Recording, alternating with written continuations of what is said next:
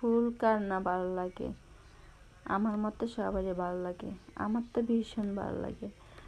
তো যখনই শাহবাগ যাই তখনই ফুলের দোকানগুলোতে মনে আটকে যায়, তো আমি ভিডিও ধারণ করে নিলাম। তখন এরপরে যে ঝিলিমিলি বেলুনগুলো দেখলাম, ভিডিও করছি, আর আমার মেয়ে তো এগুলোর দিকে খুব মনোযোগ সহকারে দেখছে। ওকে ডাকতেছি, ও তাও শুনতে পাচ্ছে না।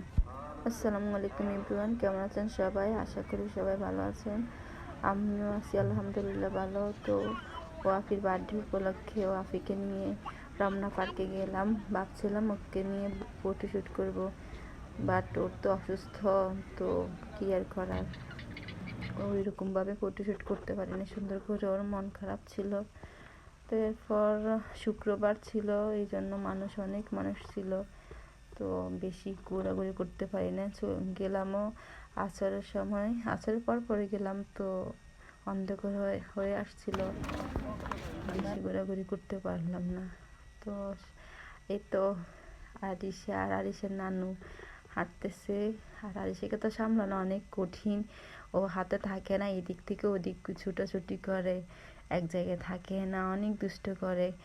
যখন আমি বাইরে যাই তখন অনেক সময় একা যাই, আর যদিও কোথাও ঘুরতে যায় তাহলে ওর বাবা তো যাবে সাথে, কারণ আমি বাচ্চাদেরকে সামলাতে পারি না, বিশেষ করে আরিশাকে সামলাতে পারি না, আর ওয়াফিকে কোলে নিয়ে হাঁটতে পারি না। তো কি আর করার, ওদিন ওর বাবা ছিল না, আমাদের সাথে যায় নাই, ওর বাবা অসুস্থ ছিল ভীষণ, বাসায় ছিল। তো এরপর আমি, আমার মা, আর ওয়াফি আর এসে আমরা গেলাম।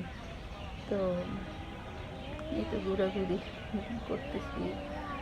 এরপর আরিশা তো দুষ্টামি করতেছে, তো দুষ্টামি কোনো শেষ নাই, এদিক থেকে ওই দিক, তারপর এখানে শুয়ে আছে, ঘাসগুলোকে নিয়ে খেলতেছে, মানে ভীষণ দুষ্টামি করতেছিল। দেখে তো বুঝতেছেন আপনারা।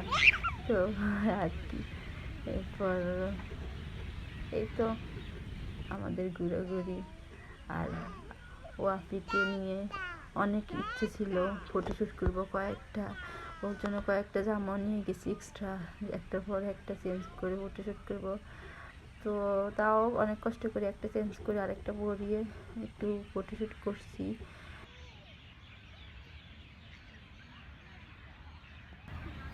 আসো আসো আসো আসো। এই তো তারপর দুই ভাই বোন খেলাধুলা করতেছে, ভীষণ আনন্দ করতেছে। আরিশা খোলামেলা মাঠে, শহরের বাচ্চাদেরকে আসলে সারাক্ষণ বাসা থাকতে থাকতে তারা অনেকটা দম বন্ধ হয়ে আসে, তাদের মনে হয় মাঝে মাঝে একটু বাইরে নিয়ে গেলে, খোলা আকাশে নিয়ে গেলে ও ভীষণ ভালো হয়ে যায় মন ওদের। তো আমি চেষ্টা করি ওদেরকে নিয়ে একটু বাইরে ঘুরতে যাওয়ার জন্য, কিন্তু কষ্ট হয় ওদেরকে সামলানোর জন্য, বাইরে যেতে চাই না। এরপর ঘুরে শেষে একটা রেস্টুরেন্টে গেলাম, শাহবাগ।